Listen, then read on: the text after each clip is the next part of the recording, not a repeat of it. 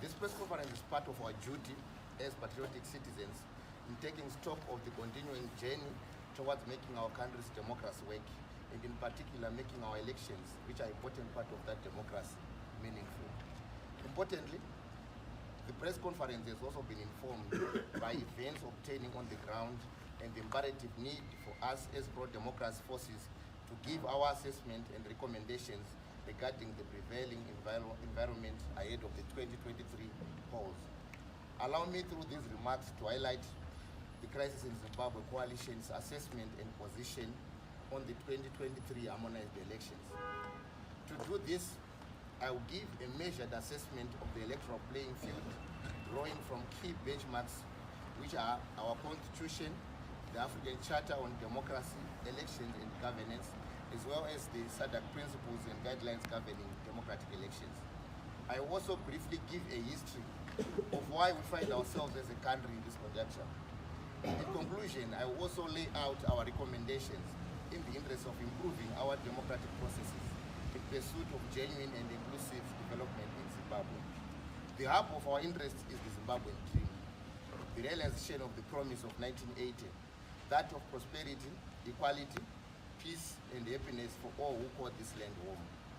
The supreme right of self-determination and the right of ordinary citizens to define and determine the trajectory of their country through free and fair elections. Our assessment on the credibility of the 2023 polls is as follows. With the 20 days to go to the 2023 polls, a lot of questions linger in the minds of many. One, does the pre-electoral environment guarantee free, fair, and credible polls? Two, is the ordinary voter guaranteed the right to freely participate and vote without coercion? Do they have the power to freely influence the country's governance processes? Three, is the Zimbabwe Electoral Commission up to the task as provided for by the Constitution of Zimbabwe? Four, are state institutions impartial? What has been the conduct of the police force? What has been the conduct of our intelligence services, among other state institutions? Five, what is the status and role of women and youth and their space in this election? Six, will the cumulative will of the people prevail on the morning after 23 August? These are the questions we are discussing today. We make this statement knowing very well the said reality that ordinary Zimbabweans are not free to speak out on these very fundamental questions. They are choked by a coterie of obnoxious and unconstitutional pieces of legislation intended to silence them into submission like sheep to slaughter. However, unfortunately, the Constitution of Zimbabwe guides us on this matter. We defy and will not be silenced. Indeed, we encourage all Zimbabweans to defy and abhor all patently unjust and unconstitutional laws. This is not Rhodesia, this is Zimbabwe.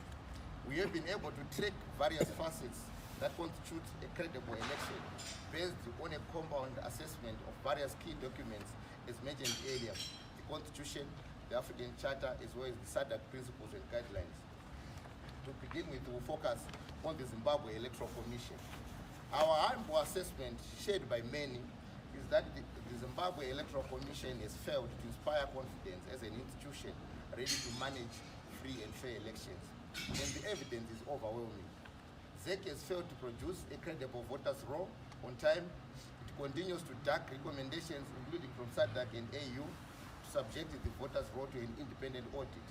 Already many irregularities have been unearthed, with the voters' roll giving every reason to believe that it is definitely going to be another tool in the manipulation of elections. The election is to be conducted on the back of a flawed delimitation process which failed at the constitutional test, again a result of the incompetence and negligence of ZEC. All pointers are that the delimitation process was an exercise of gerrymandering, with the ZEC a willing accomplice of ZANU-PF, instigator and beneficiary of the flawed process. ZEC and ZANU-PF seem to be in a relationship to subvert the Constitution and the will of the people of Zimbabwe. The presence of close family members of ZANU-PF's political elites in ZEC is problematic using any corporate governance measure. These families are represented in ZEC. The following families, just for the avoidance of doubt: These families are in ZEC. We have one ZANU-PF Vice President Moati's family is in ZEC. ZANU-PF's Secretary General Obert Masaraure family is in ZEC. Secretary for Information Mangwana's family, as well as the Minister of Foreign Affairs, Shava's family. They are all part of our electoral governing board, ZEC. So this is scandalous and gross political insets. Do these people represent Zimbabwe or ZANU-PF? Do they represent the interests of the collective or the interests of a particular group, in this case ZANU-PF? This is a clear case of capture and the preservation of certain family interests. And unfortunately, that's unacceptable, and we cannot accept that. The current state where even the ZEC itself was found to have wrongly managed the nomination process also complicates the situation. We are all aware that the judiciary has already ruled that the ZEC failed to manage the nomination process. So this also complicates the situation. We go to the issue of the courts and the mechanisms for redress of electoral grievances. The courts have of late usurped the right of citizens to determine their leaders through voting. And what is emerging is a rather worrisome trend where the courts will determine who can contest and who cannot contest in this election. The case of Obert Masaraure, Xavier Kasukwere, and the triple seat courts in Bulawayo are all reflective of a judiciary that has indeed gone wrong. I will return to this issue later. The judiciary must protect the vote by allowing Zimbabweans to use their vote to elect a government of their choice. Peace and progress are guaranteed by the vote and not judgments issued by compromised officers. We also discussed the issue of the abuse of state-controlled media. The capture of state-controlled media is becoming an unaccepted reality in the country for many citizens. We've started to normalize that it's normal for the state media to act in such a manner, so biased manner. Fortunately, the alternative media is somewhat filled this gap, especially in correcting the deliberate misinformation and disinformation spewed by the public broadcaster. A cursory look at the last month's coverage shows that around a reportage of 87% from state media was pro-ruling party. It was all pro-ZANU-PF. Only 13% was shared by the political opposition. And usually this 13% is usually in a negative way, where the opposition is being attacked by the public broadcaster. Then we go to the issue of a code of conduct for electoral stakeholders. ZEC has failed to facilitate the authoring of an electoral code of conduct to guide the conduct of all stakeholders key to the credibility of this election. This has meant that it cannot rein in the gross misconduct by actors such as Zimbabwe Republic Police, ZRP, the Zimbabwe Broadcasting Corporation, ZBC, the Central Intelligence Organization, through the discredited Forever Associates Zimbabwe FAZ, and non-government and ZANU-PF officials who incite violence against citizens on a daily basis. Without a functional and enforceable code of conduct, ZEC knows it is not compelled to play its oversight role over their actions. Yet this is exactly why ZEC exists, to create conditions for a credible election. Our verdict and why history matters. It is our humble but firm view as Zimbabweans that the credibility of the 2023 elections has been dealt a huge blow by the above-mentioned acts of both commission and omission, by the very actors that are supposed to help guarantee the credibility and legitimacy of elections, including ZEC, ZRP, intelligence services, the judiciary, and the executive, among others. The unresolved historical prevailing political environment and the skewed electoral framework, which has clearly deteriorated since 2018, essentially means that the electoral environment for the 2023 elections will be worse than what prevailed in 2018, completely rendering this a sham election, neither free, nor fair, nor credible. Many scholars and historians have always warned how Zimbabwe has had a history of disputed elections since the very first elections that gave birth to the country's independence in 1980. ZANU-PF has constantly been accused of various electoral malpractices to attain and retain incumbents. A number of worrisome and retrogressive practices have been allowed over time to eat at the core of our state institutions, which under normal circumstances are supposed to support democracy. These have been captured and frozen. Present-day Zimbabwe is captured by an economic cartel composed of a few seemingly untouchable political elites whose interest is the capture and perpetuation of the grip of power. This is not for the benefit of all Zimbabweans, but for narrow political and economic interests for a few. However, none is a worrying and damaging for our democracy and the credibility of our elections and democratic processes is what we have seen with the judiciary. This capture of the judiciary is as dangerous and worrying as much as it is scandalous. Ladies and gentlemen, the capture and negation of the judiciary is dangerous and a recipe for instability and a repeat of another coup. The fate of the judiciary was apparently sealed through a forced and unconstitutional amendment number 2 of 2021. This essentially transferred all judicial powers to the president, and the political activism by the Zimbabwean bench we see today emanates from this particular constitutional amendment, whose enactment is to a great extent the day that the Zimbabwean judiciary was killed. The globally celebrated separation of powers between the judiciary, the executive, and the legislature, and even the media does no longer exist here in Zimbabwe. Ours is now a de facto one-party state. The series of very partisan judgments and spate of injustice drain any possible confidence in our judiciary, with the office of the Chief Justice as the most compromised. The unjustified incarceration of opposition figure Job Scala, Jacob Ngarivume, the Mtakwas 11 affirms our assertion.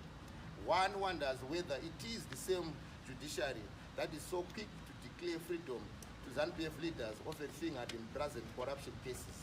And the cases of corruption are pardoned. The cases of corruption that are pardoned are too many to mention.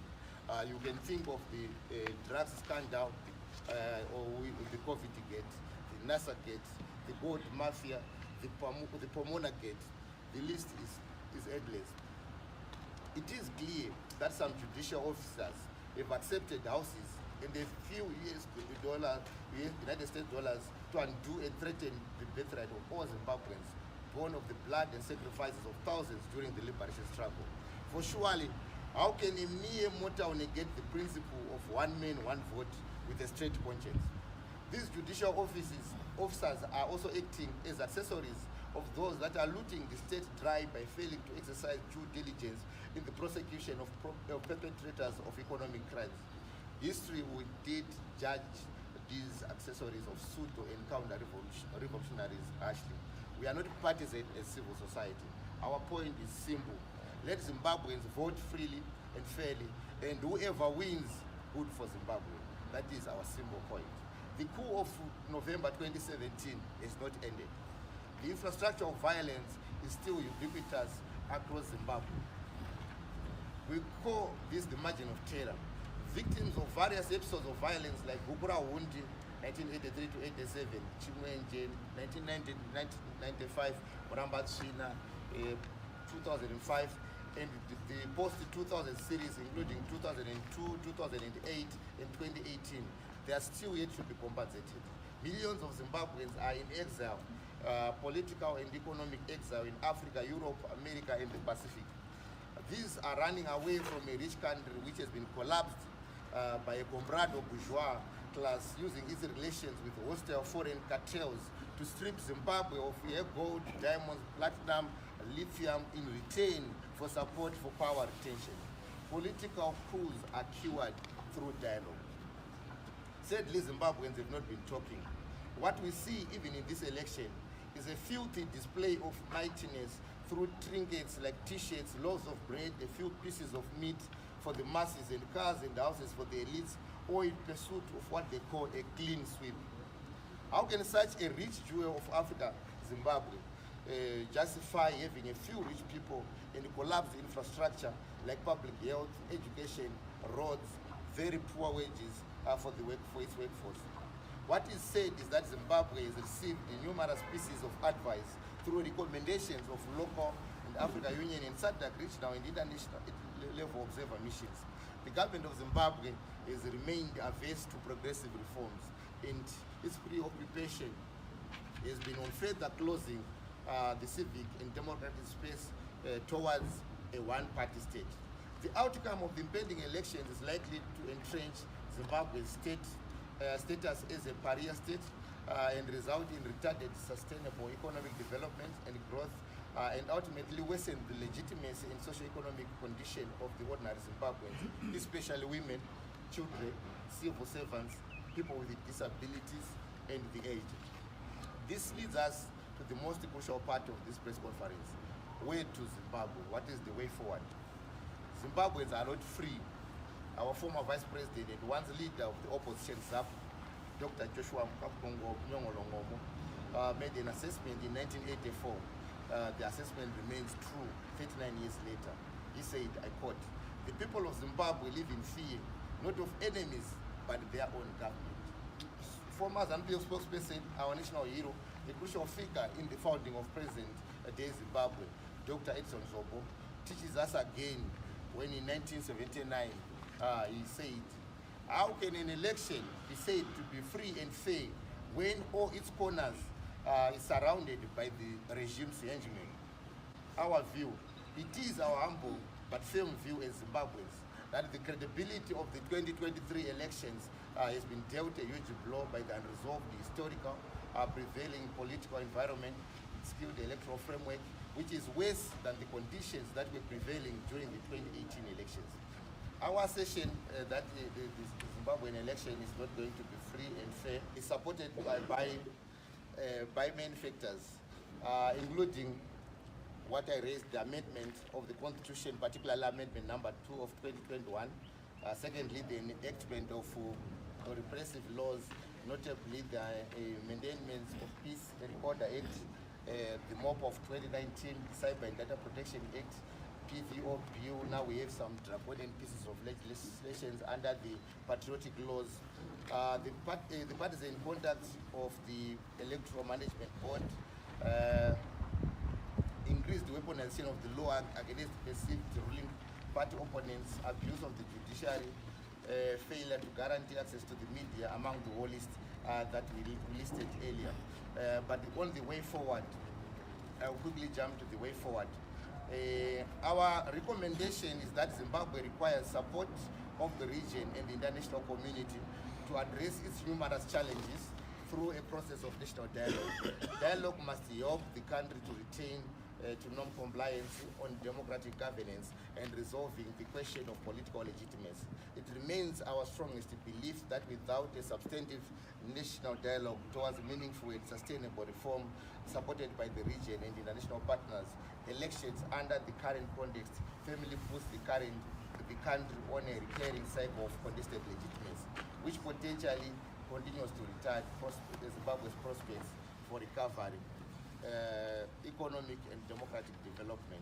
Essentially, Zimbabwe requires the assistance of the region and other international stakeholders to begin a process of inclusive national dialogue among stakeholders, including political parties, civil society, and business, towards sustainable reforms that can retain Zimbabwe to non-compliance with the democratic governance. More importantly, SADC and AU must be alive to the fact that postponing to deal with the Zimbabwean crisis is the potential to have a spin-off effects at regional level. The coalition continues to call upon various stakeholders, including developmental partners, to support and strengthen civil society responses to the deteriorating human security situation, especially targeted at human rights defenders within its rank and file, as well as broader civil society. Thirdly, the independence and impartiality of ZEC is critical for elections in Zimbabwe. ZEC must act within the provisions of the Constitution of Zimbabwe and as read with SADC principles and guidelines of credible polls in the African Charter on Democracy, Elections and Governance. Law enforcement and state security agents must cease from operating as vigilante extensions of the ruling party and must treat all political contestants fairly and in accordance with the set legal provisions. Equally, the army must stay out of politics and elections. We also implore traditional leaders to desist from partisan politics and uphold the Constitution of Zimbabwe. Fifth, the state-controlled media must give equal and fair coverage for all political contestants as provided for by the law. And lastly, the coalition continues to urge citizens through their own agents to continuously work towards ensuring mechanisms for protecting citizens against undue coercion on election day, and will support in any way possible such efforts to ensure the integrity of the poll is protected on election day. Thank you.